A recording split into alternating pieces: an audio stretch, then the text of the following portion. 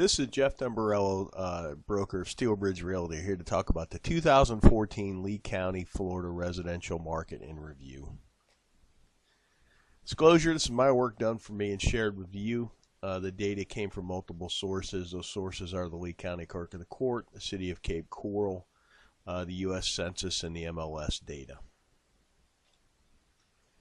About us, we're a licensed real estate brokerage. We use cutting-edge marketing techniques to offer solutions in today's challenging environment. Our group of professionals have decades of experience. And whether you're buying or selling a home, hire someone like us. We want to earn your business. We invite you to contact us. We will be happy to assist you with this important transaction. 5 things you need to know that happened in 2014. Number 1, the distressed market is really an afterthought to everyone but the buyer who waited too long to enter the market and the service providers who made it their entire business model. This is a chart showing the percentages by month of the distressed market, and here lately we're in the 20, all the way from 15 to 21% in 2014. Here's a chart of foreclosures.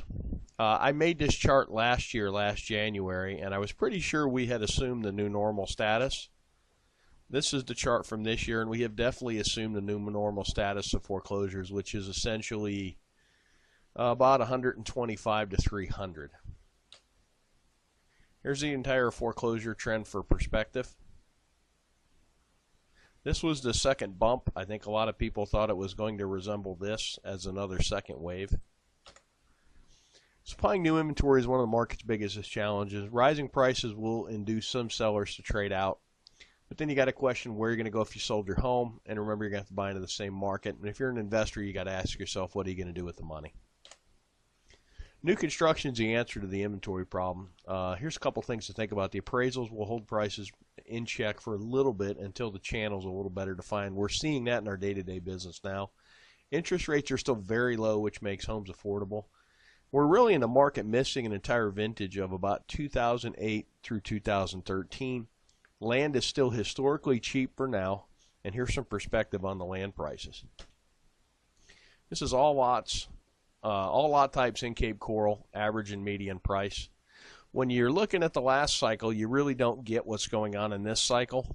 So when I take the shorter view of just this cycle, the Cape lot market is recovering pretty well. The market is stabilizing in relation to the bubbles of activity. We do bubble charts here to kind of let everybody know where most of the people are looking in the market. Last year's bubble chart, this is from when 2013 versus 2012. There's a very clear shift in the market as it shifted over.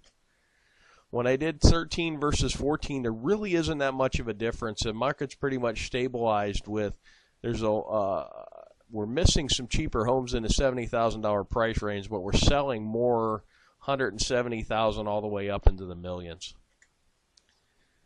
This chart's a neat chart. It shows the last cycle and this cycle by pricing. The red line being the last cycle, the blue line being the current cycle. And you can see that we mimicked the last cycle for a while, and then you're starting to see 04 and 05 in the last cycle pulled wildly away to where we're just getting slight price increases, but not like we did before. And this is really a function of the banks aren't giving out crazy loans. There's no stated income, no stated asset loans.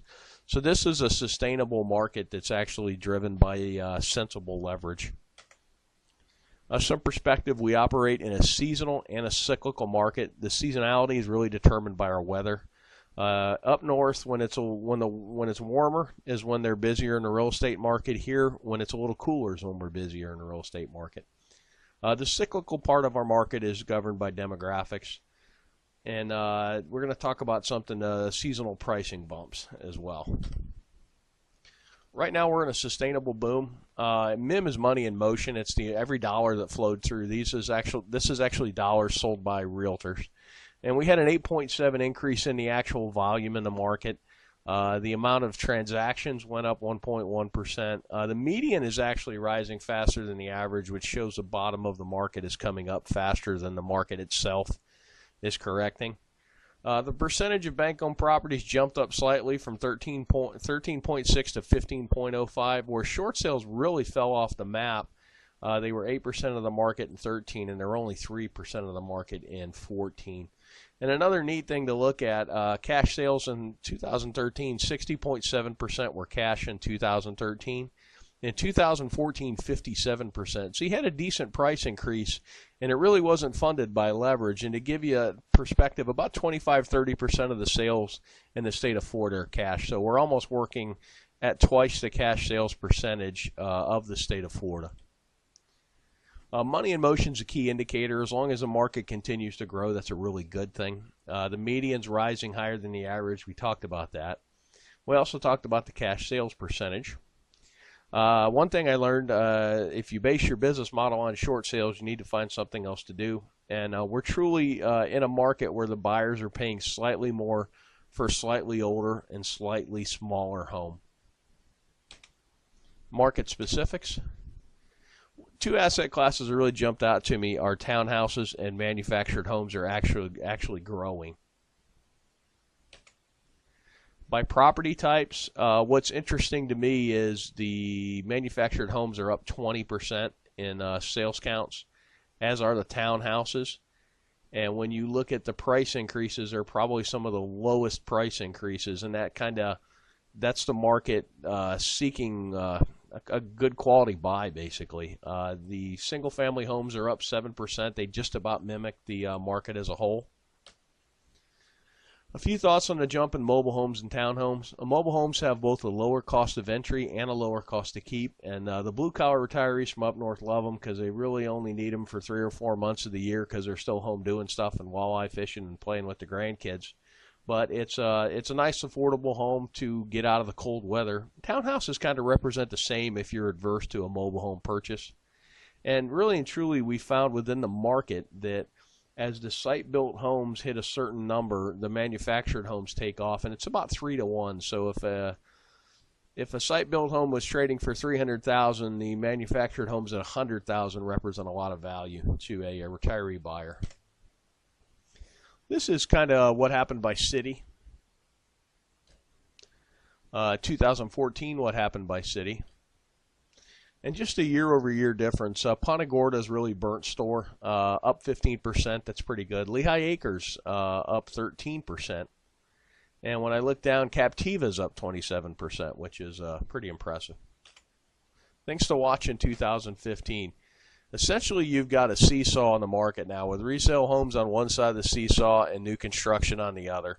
And they're going to trade back and forth. As the new construction takes a leg up, then the resale become attractive, and then vice versa. I'm seeing sometimes in the market where for a 10% increase in price, you can get a brand new home versus a 9-year-old home. That's kind of a no-brainer. Inventory is the key. Whoever can bring some inventory to market is going to make some money. And this applies to both the retail and the investment segment of the market. This is single-family permits in Cape Coral. When you look at the totality of the last cycle, you really don't get that excited about what's going on now. But when I take out the last cycle, it shows you there's some pretty good permit growth. Projection of retirees. We take this from the census, and if you were born 62 years ago, there's a likely chance you're going to retire, and this is in the millions by how many there are. This is actually the 62-year-olds against our sales counts. It's a pretty good correlation. And then 66 is kind of the official retirement age. And it doesn't quite resemble as much the 62, our sales patterns, and I think the 62 more kind of takes in early retirees. One last thing, this is a long chart average price of the whole market. This little blip right here was when the banks really let it loose and just basically gave out free money. And that's kind of what we're looking for now is everybody's looking for when this time is coming back, and it's really going to be tied to leverage. We were in a boom, which is what we're in now as the market went up to here. And then when the banks went crazy, and you also had Hurricane Charlie in here, which took a little inventory and dumped some insurance money into the market, which kind of overheated it a little more. But this was based on easy money and basically turned into a mania. And that's kind of what you got to watch for now is loan programs. If you have any thoughts or questions, why don't you give us a call at the office at 239-694-3300, and my extension is 102. And you can always, if you're watching this video, click the link below the video and fill the form out, and we will be in touch with you. Thanks for watching, and make it a great day.